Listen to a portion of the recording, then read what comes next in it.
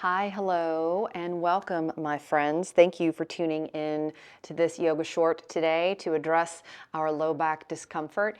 To be clear, if you are experiencing sharp shooting pains in your back, please stop this video and call your doctor. If you're experiencing the normal, everyday aches and pains that we all experience in our back from time to time, please proceed with this video.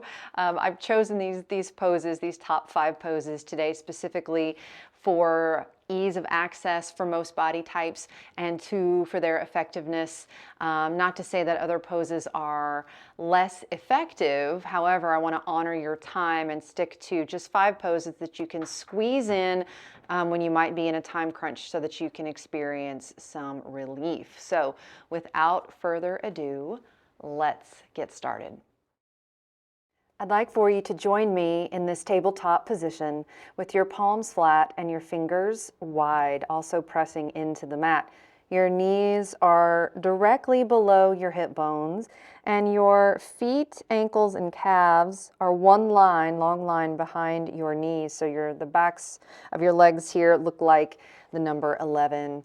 So we're going to begin with our first posture here, which technically is 2 poses, but I'm counting it as 1. We use our breath to flow in and out of cat-cow. So I want you to take a breath here, in and out through your nose. Just do nothing. In breath and out breath. And then we'll begin with the next breath. Inhale and drop the belly towards the mat and gaze forward, maybe even taking the gaze up for our cow posture. And exhale.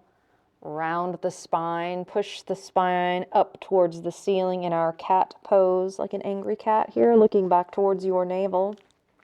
And again, with the next in-breath, we go back. Inhale, our cow pose. And exhale, round into your cat pose. You have complete permission here to hold one of these postures if it feels particularly nice. Don't hold the breath though. Let the breath be free flowing. If you decide to get into the flow again, just make sure the breath is syncing with the movement. Really, the breath is driving the movement. So the body follows the breath, okay? And just notice where you start to feel these stretches. What's happening in the body? This is part of the yoga practice, is keeping our minds anchored to what we're doing. All right, let's give it one more. Inhale and exhale, round. And then we float back to stable table position, and we'll prepare for our second posture. So I've moved a little closer to the back edge of my mat so that I have some room in front of me. So I'd like for you to pick up your palms and set them down in front of you at an angle, so the arms are at an angle. And as you inhale, I want you to shift your body weight forward, right? Pause, and then exhale, squeeze your elbows in as your body lowers to the mat. And we walk the hands a little forward here so that we can come up into our forearms like a sphinx. Palms flat, forearms parallel, elbows right underneath shoulders. Oftentimes I find that I need to tuck my elbows back in, so they often want to drift forward. So tuck those guys in. Legs are reaching long behind you with the tops of the feet down. Now I want you to shine the sternum forward. Instead of collapsing down, we're really working against gravity here. Shining the sternum forward, the gaze is forward. I'd like for us to just breathe here while the breath does its work on the low back. This is a back bend, everyone, a nice introduction to back bending. Soothing breaths in and out through the nose.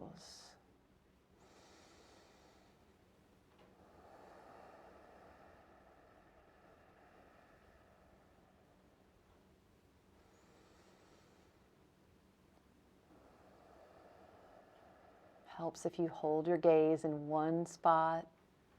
Focus the mind. Stay present with what you're doing, why you're doing it.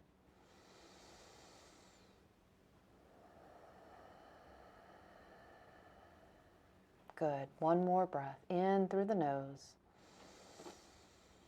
Long, slow exhale out through the nose. And that is Sphinx pose, my friend. Let's head into our third posture. From our Sphinx, let's curl the toes, press the palms into the mat, and we push ourselves sort of back through our table. We're coming backwards this time. So I want you to walk your knees as wide as your mat, turn the tops of your feet down, your big toes are touching, and shift the hips all the way back towards the heels. Arms stretch out long in front of you. Forehead gently, gently touches down on the mat. And you may need to tilt your head so that you're not smashing your nose. And then take a gigantic big breath in and sigh it out. Let it out through the mouth. You may have noticed as you stretched backwards into this pose, the sensation of your spine lengthening, which is the point of this pose. It's really nice to do it after the back bend we just did. So let's take our breath, our time in this pose, let it be soothing.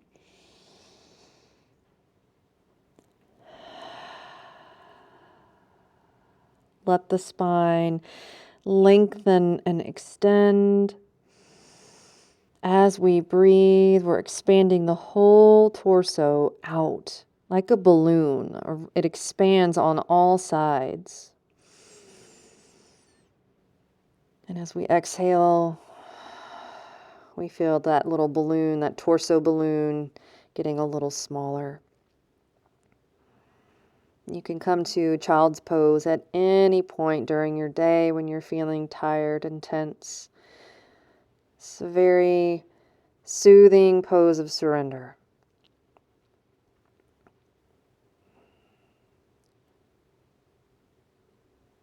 Good. One more breath in. And exhale. And we'll start making our way to posture number 4, a seated forward bend called Paschimottanasana. Lift the head off the mat, start to pull yourself forward. So we come to that table again. So here, somehow, some way, it's up to you how you would like to get into this position. So we're on our butts with the legs extended out in front. And I always take a minute here to fix all the things that need fixing, shirts, pants, hair, whatever.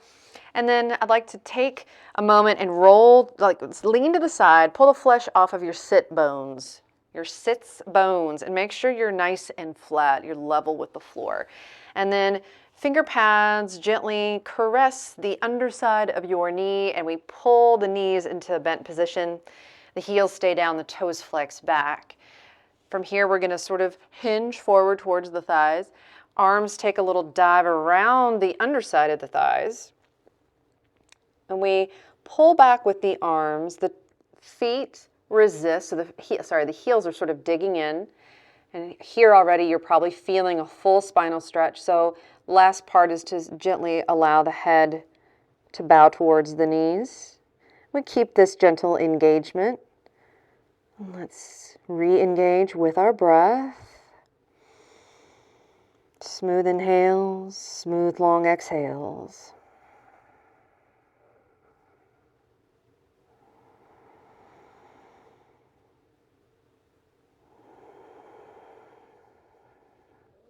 I have my yoga helper here, just in time, right? Showing me how it's done. Good. Join me for one more breath. Inhale. And exhale as we let go of the tension of this posture. Good. Extend the legs out. And we will prepare for our final posture, Marichyasana C. So I've shifted positions just so you can see my legs a little bit better for this posture. So bend the right foot in, bend the right knee in, the foot goes flat, and then pick yourself up and scoot a little closer to your right heel. So we're really just nestling on in there. Both hands take this shin that's in front, and we use it as leverage to lift the upper body. So we're sitting really tall here. This guy, this left leg here, he's also part of this pose. We want to make sure we keep this leg engaged. And by that I mean we're flexing the toes back towards the shin, so there's a muscle engagement there. So join me on this in-breath as we lengthen the spine. And as we exhale, the left arm continues to hug this knee. The right arm floats behind you and plants on the fingertips to help keep our spine tall. We can maintain a gaze to the side, or if the neck allows, we can glance over the shoulder. Just that left arm, the way it's hugging. Some people even like to take the elbow on the outside, which is harder. Since might be a new pose for you, I would advise just squeezing that knee, just a little hug here as we breathe. Harder doesn't always mean better. Remember that. Good. On your next inhale, I want you to look forward. On your next exhale, we unfurl that spine. Nice, happy spine coming out of that twist. Extend the right leg out. Inhale and bring the left knee in. Scoot closer. Join me in hugging that shin as we find a nice tall seat. Inhale again. Exhale into the twist. The exhale guides the opening, guides the twist. Hugging the front knee in, right? We're pulling that knee in. We're using it as leverage. And then don't forget about your straight leg out here. Keep that guy flexed. And breathe. Keep the face soft. You can even smile to soften the facial muscles.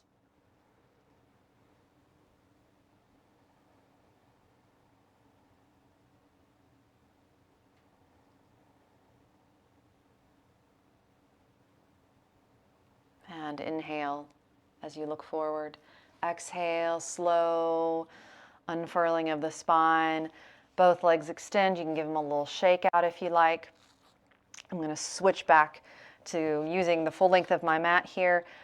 Let's lie down on the mat. This last part is all up to you. I always think that a rest, at least of 5 minutes, is great after even a short yoga practice. So what we call Shavasana. Lie still on the mat with the eyes closed and the body completely relaxed for up to 5 minutes, maybe 10 if you're really feeling it. But because this was a short practice, right, we've sort of learned a couple things here. We've reaped the benefits in a short amount of time, but if you have the time, you can repeat this sequence another once or twice if you have the time and you're really needing some extra attention for the back. Or just enjoy this one practice today and come back to it as needed. I hope this has benefited you today, my friends. I would love to hear from you. If you tried this little sequence, let me know how it goes for you. I will see you in the next video. Namaste.